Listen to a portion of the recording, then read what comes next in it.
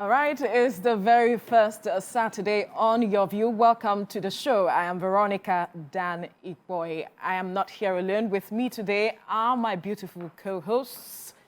We have Damilola on the show this morning. Dami, it's good to have you. Thank you very much, Veronica. And Thank we you. have Olayemi Ogunwale. Thank you, Veronica. I'm holding myself. I don't want to use the usual name. People know. People know.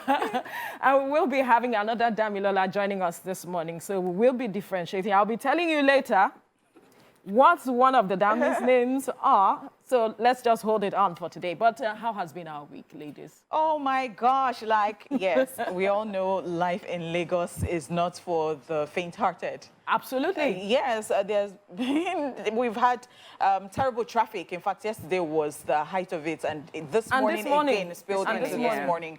Yeah, so it's been traffic. You're trying to get to work early so that you don't, you know that time is always sacrosanct here with the job we do, and then, you can't afford to be late, and then you're leaving earlier than you always leave because of the situation of the roads. Lagos-Ibadan Expressway is on a lockdown. Yeah, work.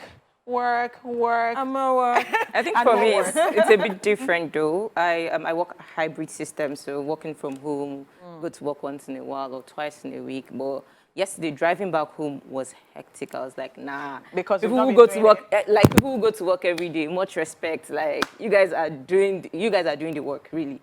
So for us, we work from home, and also on days we have to go to work. I'm looking forward to that day when we can work from home. Yes, because no, you guys can't. No, you can't. You can. During the COVID period, we saw some stations doing that. Yeah. Not television, but television they did. So you can actually just join in other climes. But radio from the outset, even before COVID, people can actually always broadcast from the comfort of their rooms. You just have your room soundproof, and then you're good to go. And that's it. Yes. That's it. Well, my week was interesting. Okay. From house hunting to the traffic. Yes.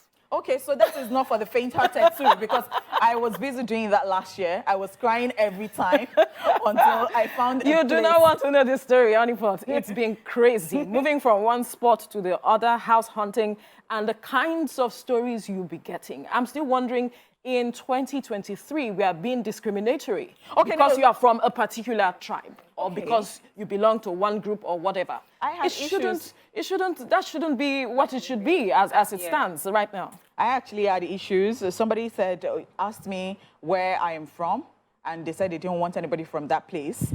Another person said they wanted, they didn't want a single lady. And I am wondering why? Why? What's the problem? I had a friend who was also telling me, she was actually posting on her WhatsApp, she was ranting, literally talking about the fact that she's a single mom, she has a good job, and landlords, agents. So first off, it's from the agents. They take you to different houses. You see one house, and they tell you it is good. There's water, the road is good, and you're looking at the house. You're looking at it, and it's the like, road is not what are good. you telling me? No light. What are you telling me? They'll say you cope. It is fine. People are living here. Is it goat you're seeing here? Is it not human being you're seeing here? And you're looking at them like, fam, how? And then they are calling one ridiculous amount. Price. And for every time they take you to an apartment, you have to pay them. Yes, you have to pay them a certain fee, probably is it 5,000 or 10,000. Then they take you to the next house. Now, this is separate from the fee you would pay when you are entering the house. So let's say, the agency fee, agreements, and all of it. It's a lot. Of course. Shout outs to a certain agent. I just saw him and he entered the car and he said, "Oh, auntie, okay, I don't think you'd like that house." I said, "God bless you." Because some people will not tell you that. They'll just take tell you to ridiculous places and then you're wondering. Fine. I didn't say that.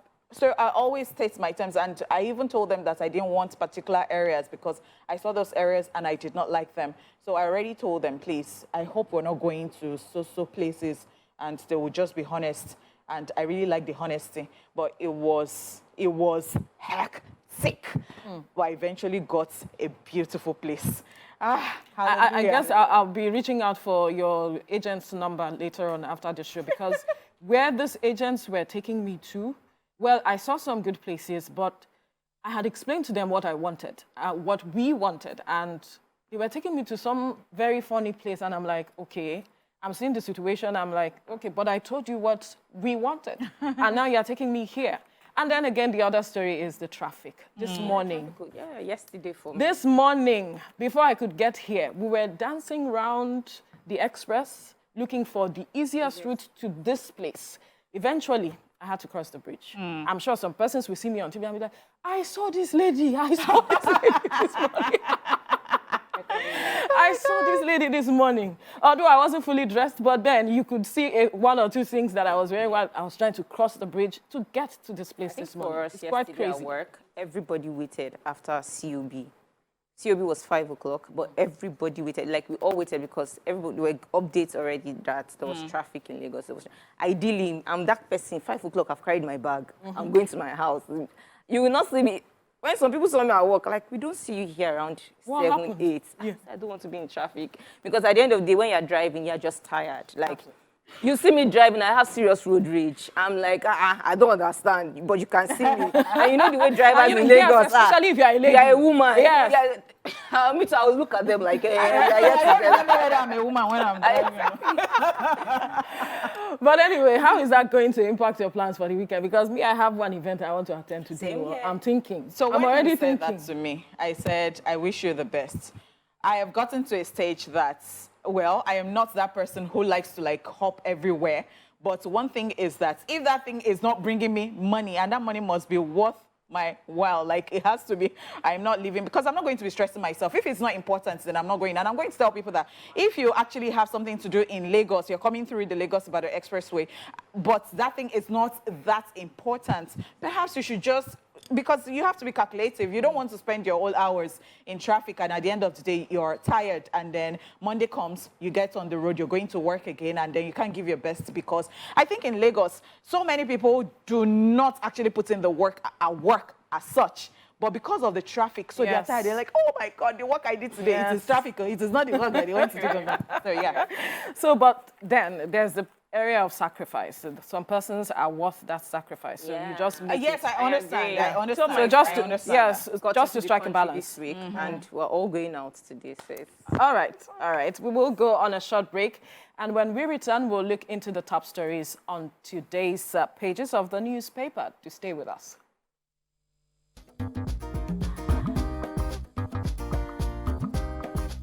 Stay tuned. Your View will be right back.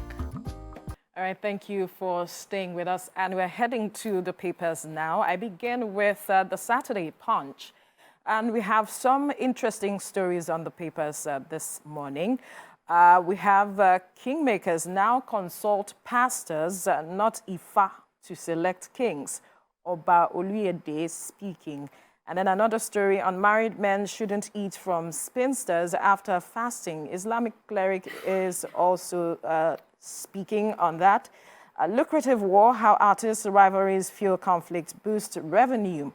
And over 5,000 people killed in Benue within 7 years. A commissioner in the state is also speaking. I know we have some ladies here, stories here, ladies. Honeypot, let me begin with you. All right, so I'll start with this one. Unmarried men shouldn't eat from spinsters after fasting. So, of course... I know that will interest you. There are rules to these things, and that is what the cleric is trying to say. And is asking the question, that means if, the spinster is cooking for the boyfriend, where are you? Like, where are you at that point fasting? That means perhaps you're living together, which is not supposed to be. And so it was just saying that, there is a certain discipline that comes with dating. And when you're dating, you have to take precautions of some things because you're not yet married. And so, you can't be fasting. And then the spinster is cooking for the boyfriend, like it is not just done. Invariably, he would not get the blessings of the fast. That's what he's trying to say. Of course. That is what this translates to. All right, Dami, your story. So, story I want to take there is the kingmakers now consult pastors, So that was an interview about Oluyede of Alayede at Agbede, Akure North. He granted that interview.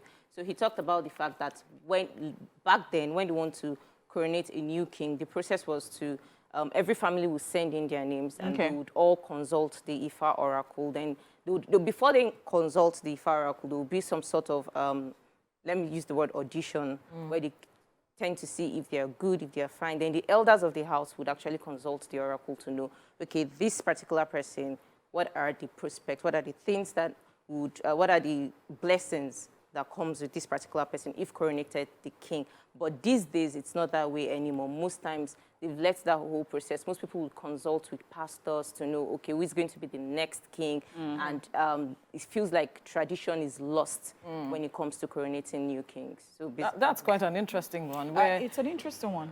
Tradition is now looking to the Christianity and all of it to get who to decide who becomes the king, because some have even said that we should be talking about tradition now, taking up our tradition. This is being eroded and all of that because we embrace Christianity.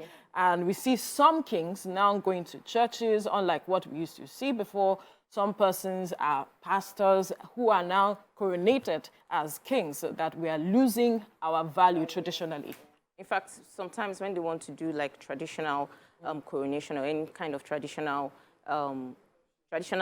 festivity, there's always a church service to attach to it. So probably when they are done with the traditional rites, they would also go to church before they now do the reception at a particular place. So I think it's just a blend or a mix of both. I think it has always been a blend, and I just think that people just frown at it because I could remember one period like that. You know, you had people in certain places, like the Ogbonis will go to church with their shaki, and that is like, you know, that's attire that they have, like put on their shoulders. They put on their shoulders, and so Christianity frowned at it. So, you know, they had to, like, you know, do a sort of reform, like you can't be entering the church, but they feel like they can always just go to do their own thing, and then they on Sundays they come to church. So one sad story here, over 5,000 people killed in Benue within 7 years, and it was the Commissioner for Information in the state that was speaking in an interview. Recall that in recent times we've seen increased attacks in Benue State, and even the governor had to come out to speak, as at, I think, last week or upper week, where he said that about 130-something persons were killed in an attack within 5 days. And so they've been calling on the government to do something, especially with regards to the attacks on the IDPs in the state, that these people actually left their home because of these attacks. And now they are in the IDP, they are being attacked again. So they have to look at how to resettle them and to get back on their feet in the coming days. So let's quickly move now to the Nation newspaper. And we see some stories here. Time magazine reporter locks Twitter account after threats from, wow, interesting.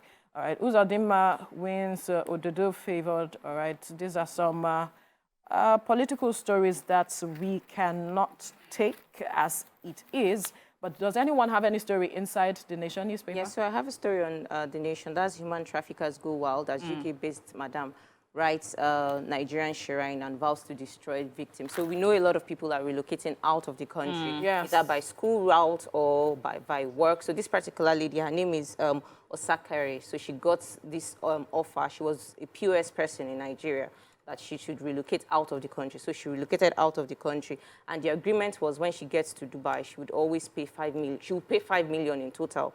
So the woman paid for her flight while she paid for her passport. And on getting to Dubai, she asked around, and everyone said that it was 3 million they were going to pay back. And she told the woman, it's not convenient paying 5 million. I'll pay 3 million. The woman said, the madam said it was agreed that she was going to pay 5 million. So she said weekly there was a certain amount she was paying. I think she was paying 100,000 or 200,000 every week. And later she realized work wasn't coming on the street. It wasn't easy. And she told this woman that, okay, I can't pay this amount. Then the woman wrote a letter in her name to Ayelala and told her. Legit, they gave the letter to her father, legit wrote a letter and said that, me, Oga, Madam, something, and I'm writing this to Osakare that she's going to swear, and that she has been in in Dubai for 2 years, and she hasn't paid up all she's supposed to pay. So she's going to swear with Ayelala on her life. I'm like, this is wild. Really wild. Wow. Really wild. You know, some people just think that it's going to be easy when you leave Nigeria, when you get out there. If you don't have plans, especially if you don't have people there, it's not as easy as you think. And then we realize that a lot of persons now take advantage of these people. Okay, you are desperate to leave. I am there. I can help you out, but there are rules. And there are ridiculous amounts that for these people to pay. Yes. Very, very ridiculous. It's just unfortunate. Sorry, someone was saying something that there's a difference between relocation and japa, which is true. So on Twitter, someone was saying that relocation is when you have like a plan of what you want to do. Japa is just when you want to leave. You want for survival. Desperate to leave, but then surviving there is even more difficult. Because the streets of those places are not paved in gold. Absolutely. You have to work. You have to work. All right, let's move now quickly to Saturday Sun. All right. We need to quickly go on a break. When we return, we'll continue with the newspaper review. Stay with us.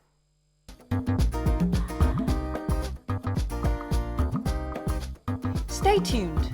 Your View will be right back.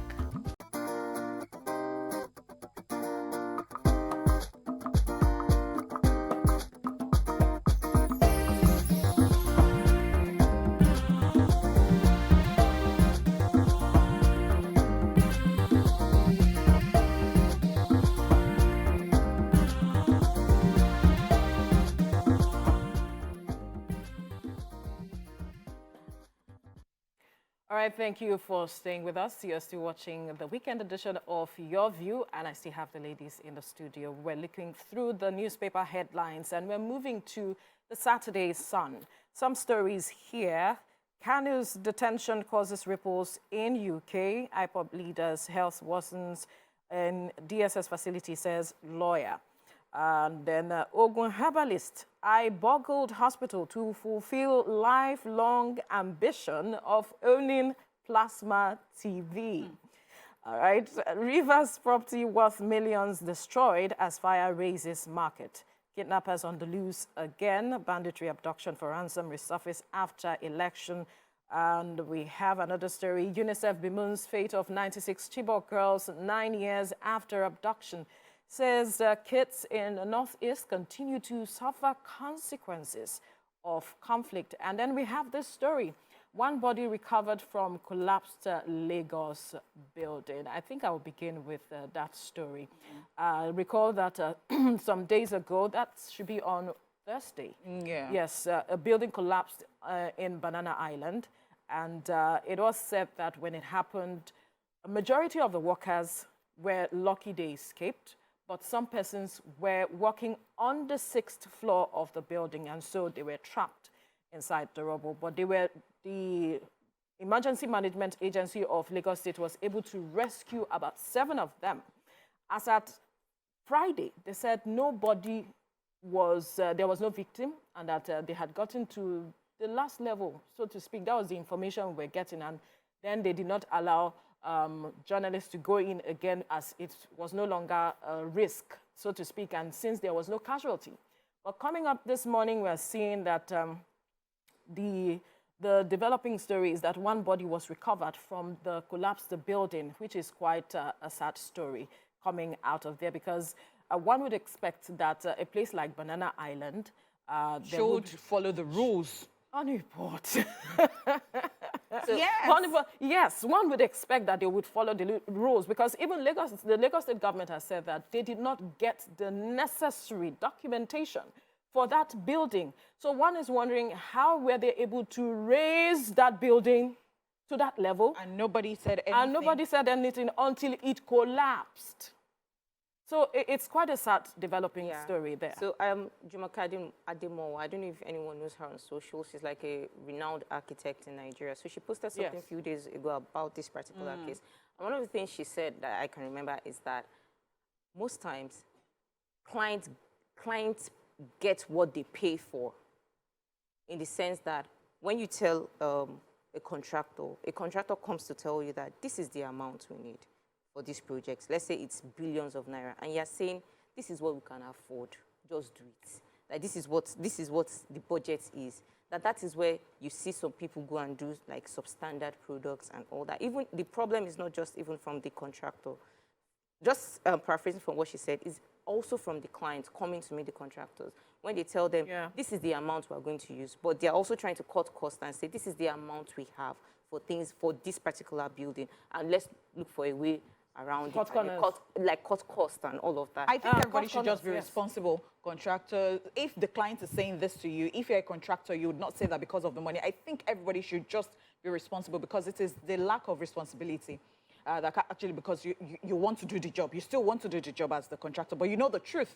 But then you go ahead to get substandard, materials to build the house. And sometimes it's not even only about the materials that you buy. I think it is also about, okay, you know that in this area, you're not supposed to build perhaps a skyscraper, and then you actually still insist on building. There are so many factors to get approval. You have to get approval as you build, and there are so many things that are wrong. And as you said, cutting corners. And, I know that Lagos State has been doing a lot, because there are some times that you would report a particular building and then it will be cordoned off, and then, they bring it down because... And sometimes you just see a house that is already bent, and you know that in no time, this house will collapse. Yeah, So I think this same thing happened last year too, at Banana Island, Ikoyi building. Yes, so, and it's happening again at Ikoyi. I think there should be some sort of conversation, like regulatory bodies should actually look into this, because why exactly is it happening just in Ikoyi? Because everybody is migrating there. Everybody wants to build skyscrapers there. What is happening exactly? Like, why is it happening there over and over again? Who has any story here? Okay, yes, I do have a story. And UNICEF mourns the fate of 96 Chibok girls 9 years after. And they are actually reiterating the protection of children in Nigeria. There is a need for that. And it's just so sad that 9 years after, out of 276, 276 school girls abducted in the middle of the night, and we're yet to find these girls. They're no longer girls. If we add 9 years to their age. You're correct. So, 9 years. That's a long time. And look at what is happening. It's just so pathetic. Yes. I mean, to say the least. It's because of the parents. That happened.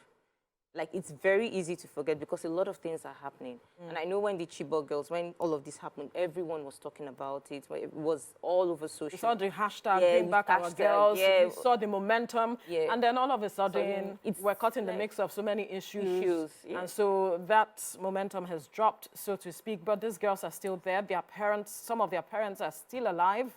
Something has to be done to bring them back. It will actually translate to everybody fails these girls at the end of the day. That's it. I agree with you.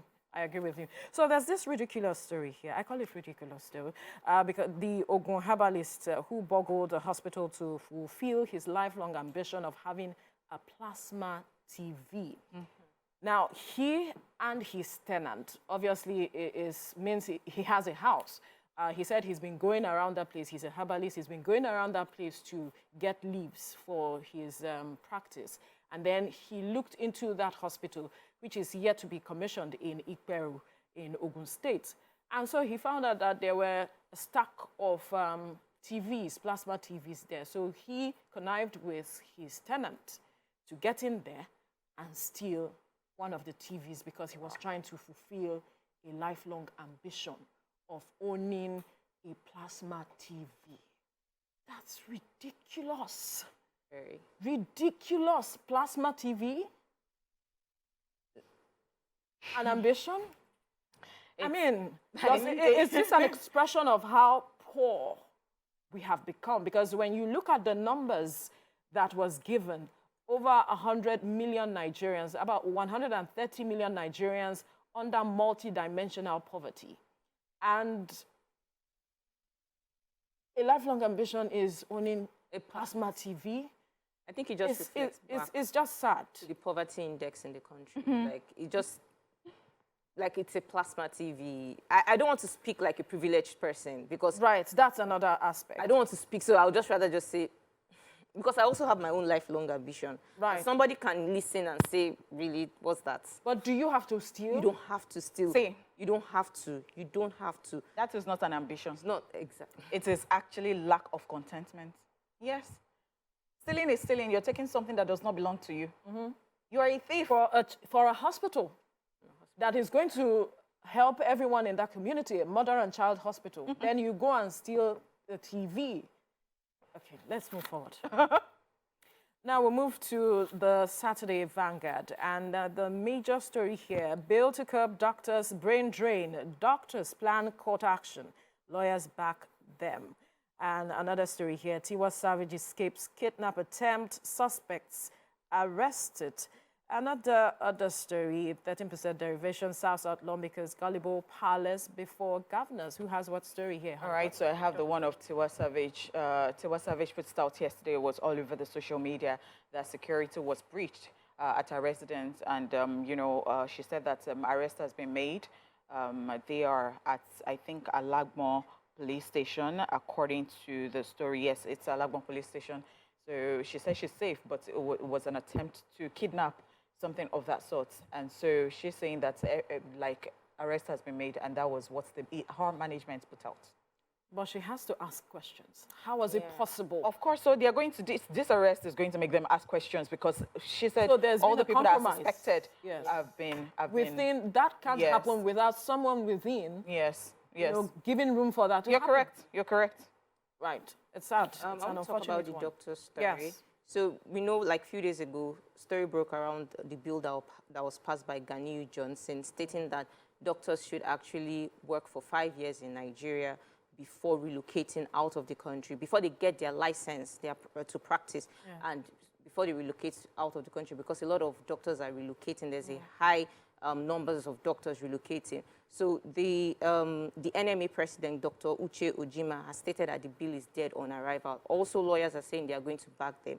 That rather than push out something like this, saying that doctors should stay in the country for 5 years because they are enjoying taxpayers' money when they are doing their training, they should talk about the fact that we have 1 doctor to 5,000 people. We have 1 doctor to 9,000 people in rural areas. We even have 1 doctor to about 10,000 people at IDP camps and places that are affected.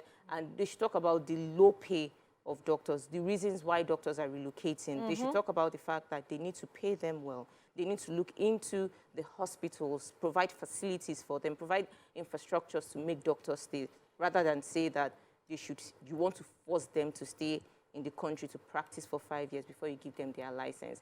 This story is all shades of everything wrong in the country. Because, first off, the biggest beneficiaries of taxpayers' money are the politicians, like the guys at the House of Reps. So coming now to say that because doctors are benefiting from, we should benefit from taxpayers' money because we are paying the tax. Yes, they should. So it's not a reason to keep them in the country. And also, it's just, and we have most of all our politicians traveling out of the country to receive treatment. So the major problem is, why travel out first if you know your home is tight? Why would you travel out to receive treatment, right? And they say there's brain drain within doctors in Nigeria. So if there's brain drain, let's make sure that we are up to international standards so that doctors would, nobody wants to relocate to become a second-class citizen in another person's country. If everything here is working, they would not relocate. So the major thing is, it's not about forcing them to stay. People would be in the country, relocate and go and study medicine outside, and have plans to not come back to the country again. So the major thing is, let's fix. In fact, the bill that should be passed is lawmakers should not go out of the country to treat themselves. Unfortunately, they are the ones that will, put that bill together. And it's amazing that it has passed the second reading, like, guys. So I know that this is not even funny at all, because, but one thing I would say is that these lawmakers know the truth. They know the truth. And it's just so selfish when you do that, because there is a reason, and we're not going to nip this in the bud. We're not going to get to the root of the problems, and then we think that this is what will solve the situation. Oh, no. Of course, we have to get to the root of the matter, because I recall COVID period, the situation most of these doctors found themselves. And even nurses, it's not just about doctors alone. So they are also saying that this is discriminatory to them, because it is not just doctors that are leaving the country.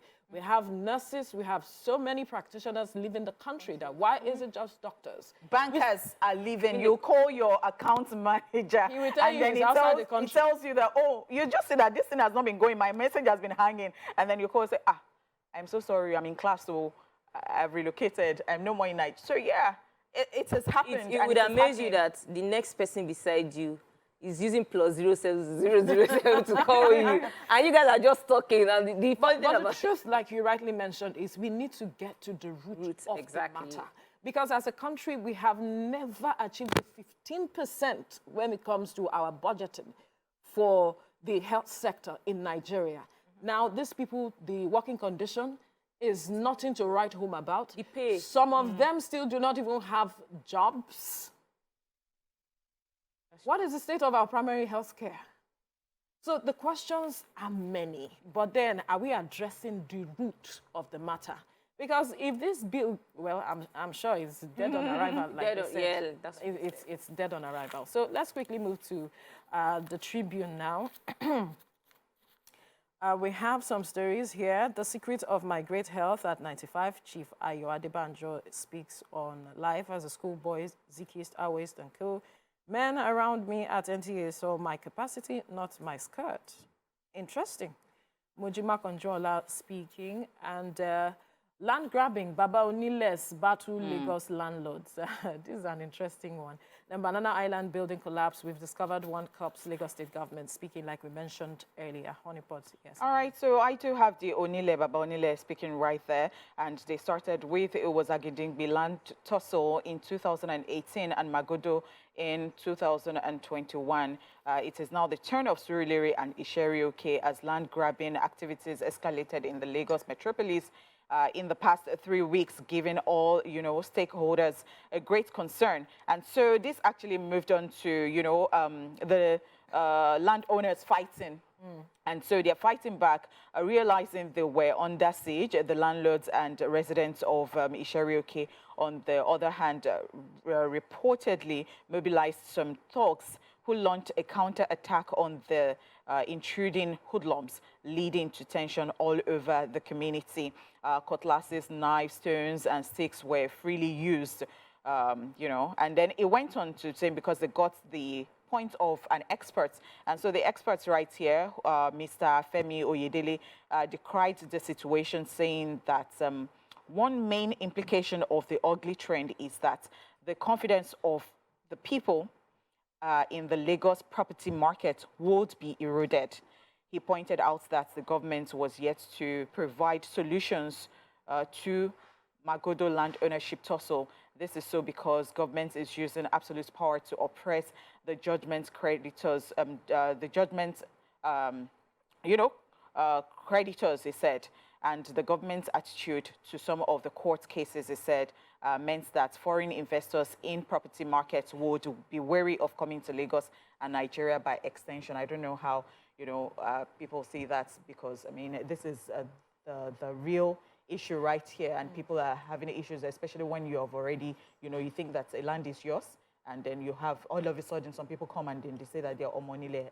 There is a lot of problems in that sector. Absolutely. This Onile issue is a major problem or a major challenge in Lagos State with regards to land. And I don't know how this government will have to look into it, where you have spent so much money and done, perhaps you have erected your building to a certain level, you just see some persons from nowhere, it is our land, this and that, and all of it. But we do hope that something will be done in very quickly too. Well, we'll have to go on a short break now. When we return, we'll move to our hot topic. Stay with us. We'll be right back.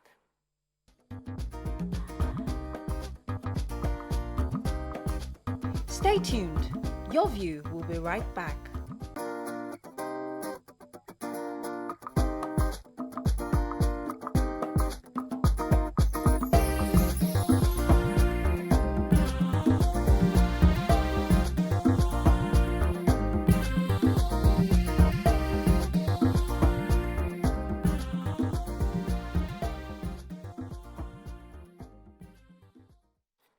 Okay, thank you for staying with us. We have Damola joining us now. Finally, you made it to the studio. Finally. The traffic was hectic. I was literally, how many hours did you spend? About 1 hour, 30 minutes. As at 7 o'clock, I was already, very close to the studio. So when I saw the traffic, I thought, okay, maybe it's just one of those things. Maybe there's something happening on the road. And then 20 minutes, 30 minutes, 1 hour, and then I became tense. Like, what is happening? I have never been in, such a traffic before. It was really crazy. Terrifying. Yeah, very, very terrifying. All right, let's go now to our hot topic. Now, Moroccan footballer Achraf Hakimi, the world has been rocked as his wife filed for divorce and demanded for half of his property. And wait for it, in a surprising turn of events, the court informs her that her supposed millionaire husband owns nothing legally, as all his assets are registered under his mother's name. We would like to hear your thoughts. Join the conversation and call us on 081-270-53687, 091-390-76948, or you can tweet us at TVC Connect using the hashtag YourView on TVC. Now, the issue is we cannot independently verify the story. So we'll just be having a conversation around reactions that are being generated with regards to that story. I'm sure we are on the same page. Ladies, you know, when I had this story yesterday, I looked at myself. I said, Veronica, if it was you, what will you do? How would you react that your mother-in-law, I know she would not do that. I know, let me establish that fact. I know she would not do that, but if this happened to you, well, I did not go in for property in the first place. So I understand that what brought us together was love and the fact that we understood ourselves, we had conversations, we were open to one another. So what this tells me is that there was no openness in the first place. There was no sincerity of purpose in the first place. Now, this is my opinion because Honeypot is rolling her eyes. Okay, Olayemi is rolling her eyes. I'm not. I'm just waiting for you to land, actually. I am. I feel that there was no transparency between the two of them with regards to their finances. Because I recall, when I was getting married, my husband and I, we were having conversations as to how much you're earning, what you're doing with your money, and all of it. And there was no third party, so to speak. But with this one, that's what it tells me. There was no transparency or openness. Yeah. So really, we don't really know how the whole relationship started. Yeah. But there could have been a case of suspicion from the mother's side. Like you said, we cannot independently, verify the story, but analyzing and, looking at how the story, is unfolding. Because the lady got married to the footballer when he was 19. Yes, so he was 19 and she was 31. And mothers, with how they feel about, getting married to someone older, she could have probably thought, okay, this person is getting married to you at this point. Do you think that she's coming for your money? So why don't we, it's my own opinion, do you think she's coming for your money? So why don't we devise this plan to see how the relationship goes, in the next maybe 4, 5, 10 years, and then, just to protect you. What's your business with his marriage? Well, a mother will always be a mother. A mother would always be a mother. I'm not saying that At 19, he made the decision to get married. So he that is making that decision, I am certain that he would have made up his mind. Now, this is me trying to play the devil's advocate, perhaps. Like, okay, I've thought about it, I've counted the cost, I know that I want to get married and I want to go all in. And then you're saying, well, Honeypot, I'm waiting for your perspective. Okay, so yesterday when this broke, trust Nigerians now. We know they carry last when it comes to things like that. And, they were all over the place. Some people were clapping. In fact, a lot of people were clapping for the mommy's boys. Like, okay, it's eventually paid off. Comparing him with... In fact, with a popular musician. Yeah, with a popular musician, Burna Boy, you want to say, I don't know how that relates. Yes. And in fact, they went on to bringing up another issue, and that is the issue of another footballer, Emmanuel Eboué, and somebody who earned 20 million, who had a career of 20 million pounds and lost everything to the ex-wife. And Another person brought out another, there was a tweet where somebody said that I've always said it, this can be funny, but I've always said it that your wife is not your relative, is not a family member. The family members are your mom, sisters, something. So why did you marry her in the first place? So I find this very, very ridiculous. Ridiculous in the sense that, I mean, let's break this down. As you said earlier, because you said I was rolling my eyes. No, I wasn't. I was just like, yeah, I agree with you. There was no trust in that marriage to start with, because it tells you, it shows you what has been going on in that particular marriage that we're, and we're saying allegedly because, what actually brought to this? What led to this, I meant to say. So what led to this? It was allegedly said that he cheated. The wife and the children went on vacation. And he brought another person to the house. And that person accused him of rape, that he forcefully, had his way with her. And he has denied that. And now this person, so for me, it is not even that. This person waited because, that people change. And there are some people who actually go into marriage head on for some reasons, like, okay, you know what, it is just for the wealth. It's a contract. And I'm going to stay there for a while. And after a while, I'll file for divorce and I'll get half of what, he has or something of that sort. Some people actually have it planned out like that. Yeah, and sometimes people change in between. And then you ask them, perhaps they have their reasons. There are so many reasons to this. And it could actually tell you what goes on right there, especially with the fact that, because when you're married, you become one with your partner. That's what it's supposed to be. Because right now, it is so scary when I think about it and I think about the institution. I am not married, but I get scared when I hear about stories like this. Things. Do you understand? So where is the trust? Where is that thing of becoming one? The man would leave his parents to, be with his wife. And then you're now saying that... So you're now saying that the wife, all of a sudden, is not a family member. How? I would never understand that because it is not right. And I see even some women react to this and say, oh, yes, because I will expect my son to be this. I think it is not even right at all. I don't know who brought up these people, for crying out loud. How did we even get here in the first place? That's the question. Yes, how exactly did we get here? It is lack of trust. It is lack of, it is the just right upbringing.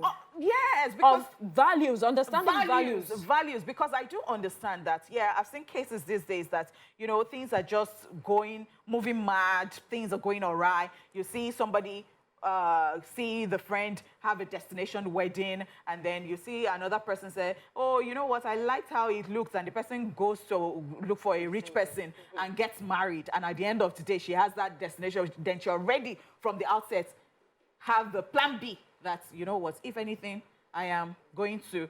So I don't know, like it's all transactional these days, in fact, and I think everything is transactional. For some persons. No, even so, I'm going to be a realist here. All right. Everything in life is transactional. It now depends on how you're transacting. That's it. Working here, your everyday job is transactional. You're offering a service and you're getting paid for it. Of course. You're getting paid for it. So everything is transactional. It now depends on what you're transacting, how you're transacting. And also regarding this case, what I think is, first off, lack of trust. If you can't discuss your finances with your partner, it's a problem.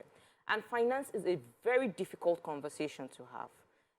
Because it's not an easy conversation, because at the end of the day, it feels like I'm naked in front of you.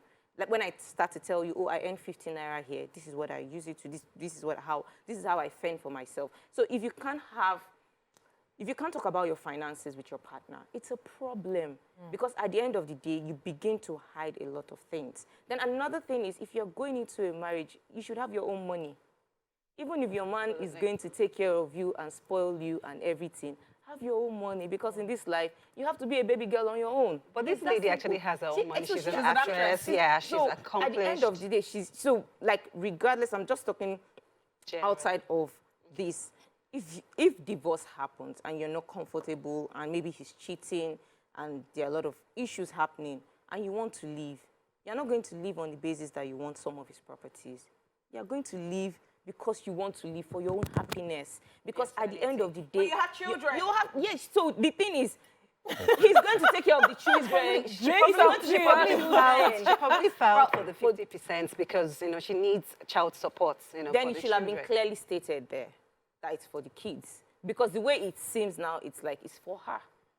So for me, work for your own money.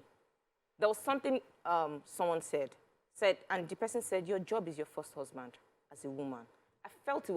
I didn't think it through until some things will come up and you just be like, okay, thank God I can actually do some of these things myself. So first important thing in any relationship, I used to tell my friends, there are no rules to relationships. There are no rules because what works for you might not work for me. Absolutely. What works for you, aside from the grace of God and everything, the grace is very important. Aside from that, there are no rules. But they are foundational rules. Yeah, but then, just like you said, someone did a destination wedding, you saw it, and you want to go and do a destination wedding, and you divorce. When I say foundational rules, what am I talking about? You have to love. Conversation. Yes. Conversation with trust, with openness. Absolutely. From my own part, that's how I see it. Yes. Are we looking at how divorce even goes in different climes? Because in some places it is we are looking at it from the prism of Nigeria. Yes. And, you know, because in some places, you know, because if you're using this as a case study, in some places it's like a 50-50 and then you know ahead of it that, okay, this is what it's going to be if it comes to this. That's so why some person sign prenup and all of those things. So that it does not. And that is why, yes, let's talk about prenups because these days people are already thinking that, see, let me tell you, something of this sort can happen. And so they say, okay, so we're going to sign prenup. And so you're going to declare your assets before we get into the marriage. You declare your assets, we know what we have, so that when we're going our separate ways or maybe in the matter of death or something, you already know what goes to who and that. And then there is another one that you take when you now start the marriage because perhaps you buy stuff together, you do stuff together, and it is in your name. All right, so in this Nigeria, I'm not sure that a lot of people will be up for prenup because I've had a conversation with someone before, and that person was telling me about, you know, how she thinks that it is the love and friendship between our parents that has stayed with them up till this moment. And if somebody is asking her to sign prenup, that means from the... Do we sign prenup in Nigeria? So somebody... We don't even have alimony. We don't even have a law that says that, okay, when you leave, you get something. I am actually telling you about somebody whose boyfriend wanted to propose and then brought up the issue of prenup. And so she's saying that, no, she's not in for that. And the guy feels that, you know, okay, so let me even break it down.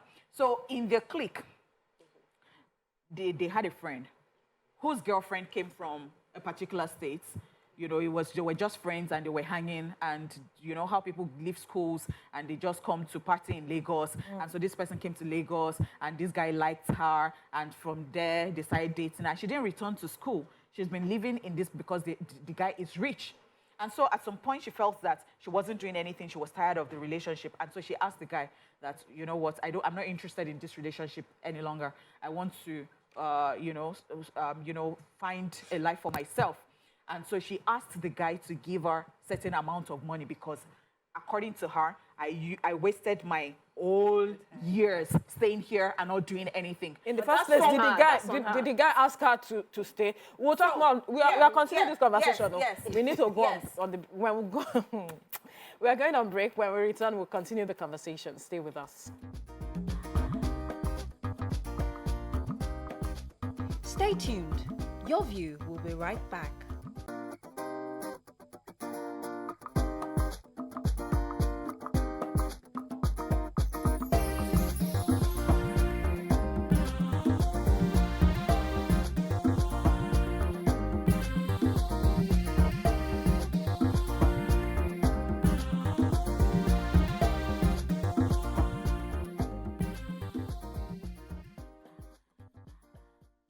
All right, thank you for staying with us. We're still talking about asset declaration in marriage. And before we went on the break, Honeypot was giving us a story. Okay, so I was talking about how prenup is now, I think some woke people in Nigeria are beginning to look at that because of this kind of situation. They don't want anybody ripping them at the end of the day. And so I was telling a story of a particular guy who's asking, he wants to propose to his, girlfriend. And so he's asking for a prenup, like, let's just sign this. And the girlfriend is not in agreement because she's saying that, you see, I look at my parents and I see that it is the love and friendship that they share, that that they share that brought them to this level and they're still friends. Okay, so how did this even emanate? So the girl was telling me, that is the girl that was affected, was telling me about what she thinks is the problem, because the boyfriend belongs to a particular clique where one of the guys was dating a girl, and the girl has come in from maybe Edo State to party in Lagos, and after partying, the guy liked her and said that she should stay back, and so she forgot school. She did not return to school, and she stayed in Lagos, and she's been living with this guy, not married to him, but they've been living together. But she does nothing, like she does not do anything for a living. She didn't go back to school. She didn't go to enroll in another school. And it got to a point she felt that this guy is not giving me attention. He goes to work, he does this and that, and at the end of the day, I'm just here. What am I doing with my life? And at some point, she said she wants out of the relationship, and so she said, I've wasted my time with you. You would have to give me money to get myself an apartment and to start something, since she was looking at, she can't go back to school. And the guy gave her 2 million. And so they've been living the island life now. She went out and she thought that, this 2 million is not even cutting it to, like, how much do I rent an apartment? How do I start a business? And went back to the guy. And the guy gave an additional 2 million, making it 4 million. And I'm sure she left, but I'm sure, I don't know, perhaps she's even miserable, because I don't know what 4 million can do for you right now. And so the other people in the clique feel that, oh no, we cannot afford this. And so the guy that I'm talking about, who's asking for a prenup, belongs to that clique. And so he is asking his own girlfriend, like, let's sign this. And so the girl is not in agreement, because it's like alien to her, like, as a Nigerian, how do we do this? But if you ask me in the whole sense of it, like, it looks transactional to me. Like, from the outset, you're already thinking plan B, this marriage might not work. I don't know, that is what I have. That is my own thoughts about prenup to start with, because it is not what is very, it is not rampant in Nigeria. If we're doing anything like that, then it's that we're going to be copying the West. That's what we have been doing. You get. So, yeah. So I am saying here that in case anything changes, and I am thinking again, is that the right way to even enter a marriage? You don't get. No. Like, that is why I'm asking, is it the right way to enter a marriage? Because you're already thinking, you know what, this person might be in for my wealth, and so I'm not going to... Why marry in the first place? So why marry in the first place when you're going to get married to somebody that you don't trust? Because, of course, if you're going to marry somebody, I would think that when it comes to love, something must give. Mm-hmm. Sacrifice. Something must give. Can I react? Yes, you have to. Yes. So reacting or answering that question, if that is how it should be done, I think, just like Veronica said, it's about transparency. We cannot deny that these things actually happen. People fall in love and fall out of love, then fall in love.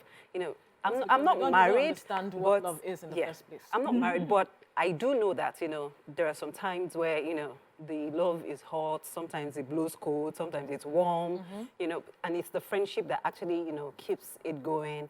But if we're going to go into this relationship or this contract, because marriage is an institution, it's a contract, just like Dami mentioned earlier, like it's transactional. Yeah, it's transactional. We have to put everything on the table. How many kids do we want to have? What's our morals, values, finances? Okay. I don't know if you've been in a relationship whereby your boyfriend just randomly asks, okay, so what can I do that will make you stop loving me? What can I do that... No, those are real talks that you should actually discuss. So I think discussing prenup is actually very valid. It just saves everybody wahala, unnecessary But prenup is alien to Nigeria. I think that first of all, before you start discussing prenup, you must have money. If you don't have access, you're not paying anything. Beyonce and Jay-Z, they have a prenup. So you must have a certain amount of money for you to discuss prenup. What are we looking at? Certain amounts. He has to gara. That's what I say. He should have a war chest. If you don't have a certain amount of money and you guys are starting together, what are you prenuping? Haven't you seen stories of, okay, this is what we used to be 10 years ago, this is where we are now, can't we grow in marriage? So as we are growing together, you are also showing both parties are growing together. It's not just one person growing. You are intentional about growing with your partner. So if you are investing in a way that your name is also on the document. If it is you are bringing 10 naira and he's bringing maybe 15 naira, or you are even bringing 17 naira and he's bringing 14 naira to that investment, make sure everything is properly documented. Your name is on everything. It's not Mr. and Mrs. Your view, Mr. Your view A, Mrs. Your view B. We are the owners of these things together. So you have to be able to be. So it's not like you slip off. You have to be smart. You have to make smart choices in everything we do. I'm not saying that love is not there. At times, love is blind. You can be in love so much that you forget about a lot of things. However, there's this love that when you experience it, you trust your partner. You trust your partner so much. So that's why I said there are no rules. That you trust your partner so much that you know that this person is my guy. This person would never leave me. This person, and you. She doesn't agree. No, like no, of course. I'm saying that there's that love where you feel like this person is my person. This person would never. If 1,000 people are against me, this one person is in my stand by me. Exactly. There's that love. I want to experience that kind of love. But then, in this situation, there's culture shock. If prenup becomes a thing in Nigeria, first off, there's going to be culture shock about it. That's why. But I'll say, we have a caller on the line. We have Hassan on the line calling from Lekki. Hassan, good morning. Go ahead with your contribution. Hassan, are you there? I knew what called for this conversation. It was that border issue. Let me make one thing very clear to all of you and to all of us in general. You see, I see no reason why people should be going into marriage with the intention of making something out of it. Material something out of it. That is negative mindset. Go into marriage because you want to get married and have a family.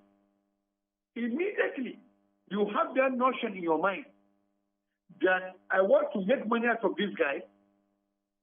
That marriage is never a marriage, it's a business. And that is why a lot of men are very careful nowadays. And I can see why women in Nigeria today are much more concerned about this recent happening. It's because they don't want Nigerian men to take a clue from what that guy did. Whether we like it or not, people have already set their psychology for it. And there's nothing anybody can do about it. A man can be rich. The same thing, a woman can be rich. It's an opportunity. So why do you think that women are always looking out to a man? That look, when you are no more, I will have this. When you are not this, I will have this. Then what is my own? And in most cases, in most of these celebrating marriages, what you see is that we saw what happened to my case. We saw what happened to a lot of celebrities. A lot of women went into that marriage in order to claim something, to be part of their wealth. That is what is happening in the new world. And now, in our developing countries here, we are still having the same thing. You will never get to know what is happening until when the man is no more. So Hassan, let me ask you. So would you say what he did was right? Very, very, very, very correct. oh really? Really? Yes. So why did he marry her in the first place? He took a clue from what happened to his predecessors. Look, we knew what happened to Tiger Woods. He knew what happened to Mike Tyson. He knew what happened to a lot of them. So the guy took a clue from them. And he now passed everything without having an asset. He passed it to his mother. And there's nothing anybody can do about it. Why? Look, you asked me this question. Why don't you ask the question that why did the woman press for divorce and the mindset. Why did she pray for divorce and part of the property? There was accusation of cheating in the marriage. And rape. And rape. And rape. Okay. Hassan, are you still there? All right, so Right. I'll continue from where Hassan This is, you know.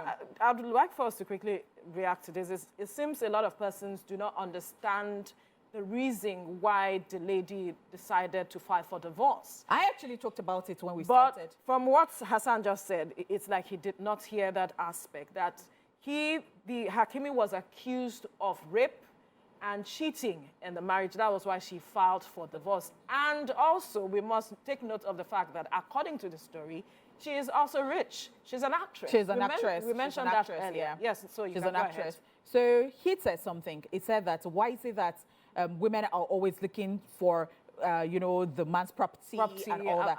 Do you know that it goes both ways? Because I would say that there are men these days, they are after what the women want and what the women have. And so they're not even going to date you if you don't have anything. How about the independent women who have been scammed by guys? Nobody is talking about that. And then when you're saying this, okay. Now, we've seen situations where a man will die and then the family members will come, collect everything that belongs to him, and then they will leave the woman and the children to suffer. When you knew that, you know, two people were in this and that you should leave everything to the family, to the wife and the children. Together they for worked it. together. And I really do not want to believe that everything has totally gone awry. And I'll say this because I know somebody who was telling her story, and she said that herself and her husband have a joint account, and that is the only account that exists in that family. They don't have, oh, this is my own account, Right. This is your own bank account, and then you can save.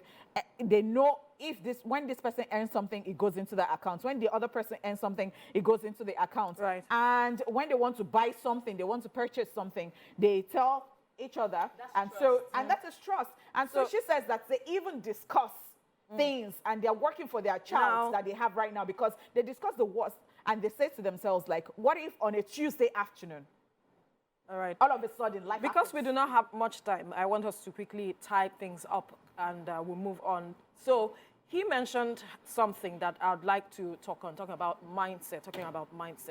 Before you get into marriage, ask yourself, why do I want to get married? There's even a movie on that. Why do I want to get married? What do I want? What am I bringing to the table in this marriage? What kind of conversations am I open to having with my partner? The marriage is about you. You can't be looking at somebody else, like you mentioned, that, you know, there are no rules. Yes, there are basic rules of having a conversation. The very difficult conversations. Talk about your bank account, what you have, whatever it is, what you're working on, how to build a relationship, because it is not just about you. It's also about the children you'll be bringing. You want to leave a legacy with them. You want to leave values with them that you can pass on in your generation. Because what we are seeing now, obviously, is that values have been eroded because we are not passing it on to our children. If you do not have values, you do not have anything to pass on. If your parents did not pass it on to you, what are you passing to your children? Understanding the basics of marriage. Why are you even going to marriage with a mindset of it could break up? Why are we not ready to work things out? There is nothing that is perfect. Understand each other, and then I believe you can work things out. Well, reacting to Well, what that's where Mr. quickly we need to move on. Yeah, a quick reaction to what Mr. Hassan said about why do women always want to get something out of the marriage. Men also actually, because the law in the West says that the person who earns lower actually can file for a part of this. So it goes both ways. All right. Yeah. Next, we move to our personality interview of the day. Stay with us. We will be right back.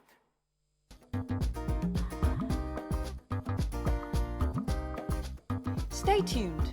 Your View will be right back.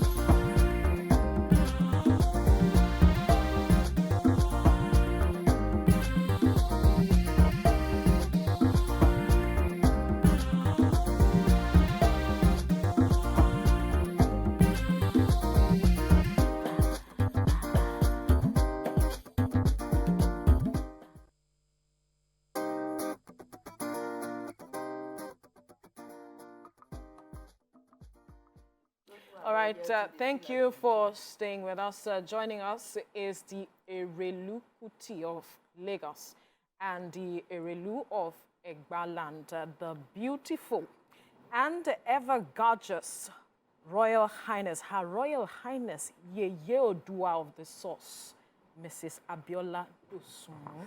Good morning. Thank you for joining us on Your View this morning. It's good to see you. Good morning. Good Nice to be here. As ever. Good morning. You're Good welcome. Morning. Nice to be here. Right. Yeah. Today our focus is on culture. And that is stemming out of the fact that there was a movie, and I don't know if I can mention the name, Gangs of Lagos. Course, yeah. Gangs of Lagos. And it has been generating reactions across, not just from the state government, but from indigents of that part of Lagos. Now, it has to do with the use of the Eyo masquerade. I watched that movie, and from the beginning of the movie, there was a disclaimer. And then the movie went on to show how Eyo masquerade was used to address gang issues and all of it. Some persons were killed in the process. From my perspective, I watched it as normal depiction of some persons we've seen where they use pastors and some persons to depict some things that are in the negative light, so to speak. So I was watching it from that prism. But when I began to look at the reactions, I began to see that there are persons who do not take certain things lightly. And if we say we are expressing art, we must take into cognizance these persons before we put out anything. But from your perspective, ma'am, how would you react to this depiction of the use of Eyo? Well, using Eyo in a movie or in any setting, I don't see any. If it is used in its original understanding, I do not see anything wrong. What is the original understanding? Well, because I do not see anything wrong with that at all. Yes. But when it's depicted, it's like you canonize the group of clerics as killers or gun spinner or whatever, then of course it's wrong, because Eyo is a heritage of a group of people. It's not just something that you can pick up and then manipulate to appear negative. You are telling me that my origin, my inheritance, my culture, my tradition, it's wrong. It's murderous. It's everything that is negative. I think it is very wrong. We have to be very careful. If you say, when you are performing an Eyo festival, a couple of them, one or two other people, took advantage and misbehaved under the cloak. But if you actually portray a festival, a culture, a cultural tradition, and ancestry of a group of people as something that's being used for violence or for getting even with one another, that is totally wrong. In any setting, in any event, you will still find one or two miscreants who would take advantage of it and under that misbehave. But to portray Eyo, because I haven't really seen it, I just saw snippets of it. But if you now portray the whole of Eyo festival as something negative, then that is too far-fetched. Okay, so I would say that in that movie, they didn't say the whole Eyo because some Eyos were outside. Just one person who disguised to be Eyo entered a particular person's house and brought out the gun and killed the person. So now, the Isaleko Descendants Union has frowned on this, and they're asking for cancellation. And not only them, even the Lagos State government, through the Commissioner for Tourism, Arts and Culture, has also expressed displeasure with the promoters of the Gangs of Lagos. Would you say that? As I said, I have not seen it. But if they have gone that far to make such demands, then there must be something terribly wrong about that movie. Because I am certain if you know, when you tell a story, you will tell that it will be quite explicit why that fellow brought out a gun. you would have prepared the mindset of the people that this one is not an authentic Eyo. This is a miscreant that is breaking the rank and file of the Eyo. Then the listener, the people watching would know that this has nothing to do with the Eyo. It is just, I haven't seen it, like I said, but we would have prepared our mind. You would have seen this fellow infiltrating. So nobody will be left under any conclusion that it has to do with the Eyo group. But it's this miscreant who, secretly or whatever, encroach into that territory. And those groups you have mentioned, I mean, you are talking about the state, you are talking about Isale descendants, these are very strong pillars of Lagos indigenous people and the culture and tradition of Lagos. If they find it offensive, then something is terribly wrong. Right. Okay. Damola, you wanted to ask a question? Yes, I was going to ask Erilu what the Eyo, maybe she should, help us understand what, the Eyo heritage represents. Because, truly. Erilu, I've seen you talk about, the Eyo festival before. In fact, you described it as, like our Christmas. And then you talked about how you sit by the window and you count the cars on Lagos streets. And then you would, even write down the numbers, how Lagos was something you always, enjoyed, and how it's Aleko in itself from Friday till Sunday. It's fun. You didn't need to go to any club and all that. So would you like to expatiate? Well, those are beautiful, fond memories that are they have disappeared way into almost oblivion. But talking about the Eyo, most people confuse the origin of the Eyo. People are, arrogated to things from different places. Maybe there are similarity, but there's something very authentic about it that is Lagos. The first Eyo was staged by Erelu Kuti first as a final funeral rite for her mother, Queen Olugbani, the wife of King Ado. And the fetish came from Olugbani, the wife of King Ado, who actually was the daughter of King Oshin from Ibefun. And so for her final funeral rite, fetish was sent from her parents' house to Lagos to be part of her final funeral rite. And because Lagos people were not used to fetish that are covered in secrecy and all that, so people were curious. And I think it was Oba Akishimoye at the time that, at the time, who now put together a group of young, strong men in the neighborhood who were giving coverings for their faces and giving a pambata to ward off those people who wanted to molest the fetish. That was how it started. And they were called Okolaba. That's why the Okolaba, if you know them, they wear red hats during the Eyo, and they will tell you that the first Eyo, because they were the first group that protected the fetish. And they are the ones who will say, Mo Yofu Rami. So they were the first Eyo. But subsequently, when you celebrate a passage of another Oba or any dignitary, they will now come up with their own group to protect the mortage, for the funeral mortage for the deceased person. And automatically after that, they become part of the Eyo group. So they keep escalating in numbers. So apart from the very first one, Okolaba, for instance, we had your Benson. Okay. And the mortage of the funeral of Benson will have their own group. So once that Eyo is over, they become Eyo group. So the next time you have an Eyo, they will come out as a group with the Okolaba to be, and of course you can imagine how many numbers we have now. That's why you have your group that are so big and different colors. How you know which group is which is from the colors of their aga, their hats. Okay. So once you come in for your own funeral rites, you pick up a color for your own aga. And you make up the rank and file of your group.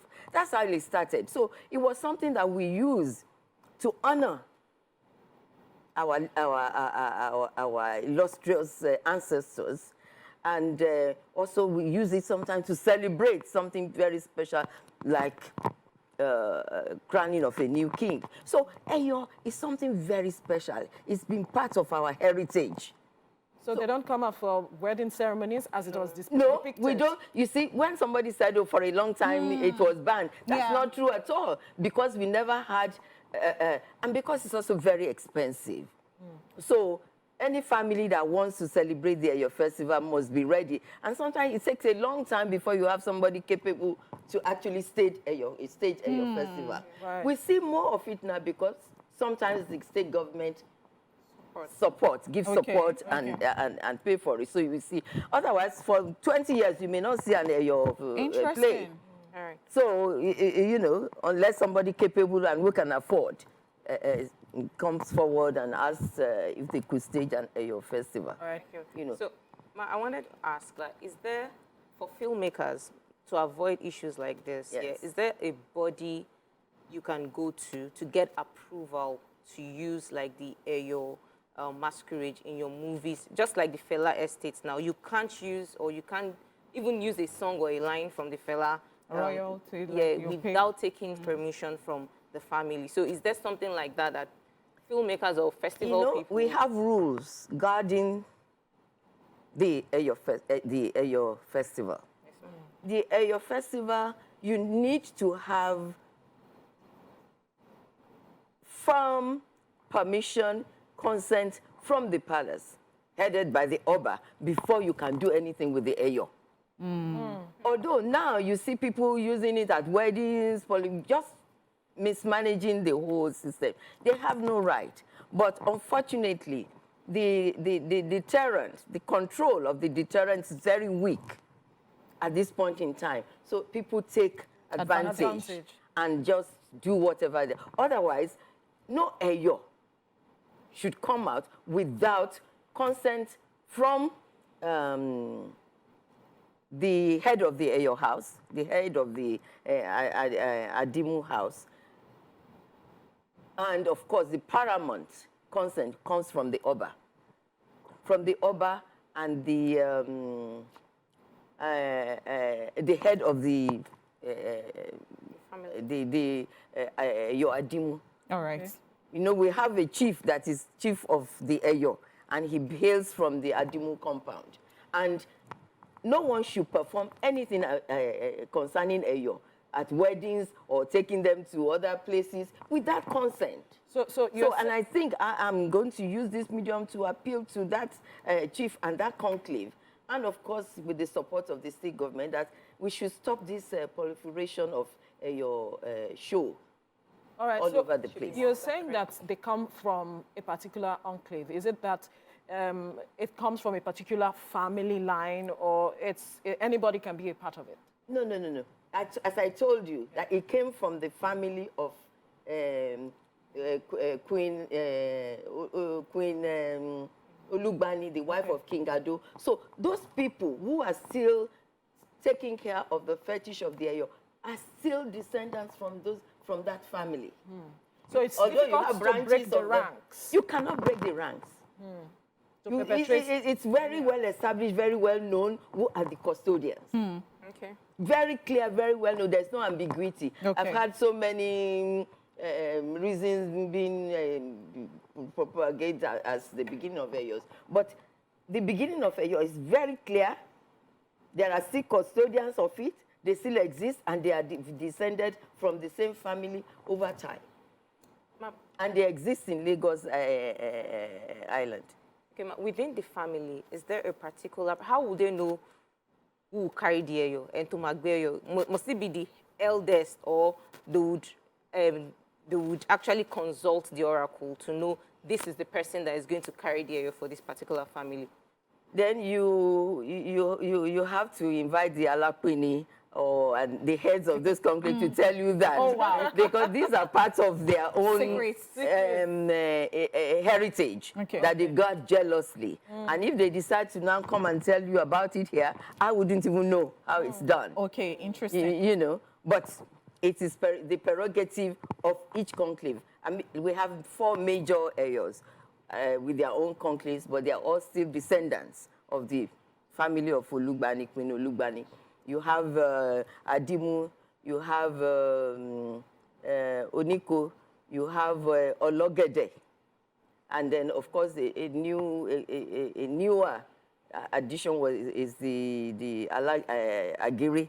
But those original fetish, they all have their conclaves, they all have their leaders, but under the umbrella of the Oba. All right, one quick question Yes. that we would want to ask is, how do we guard our heritage and culture as it is? One quick question. And then, Honey Pot, you quickly ask. Okay.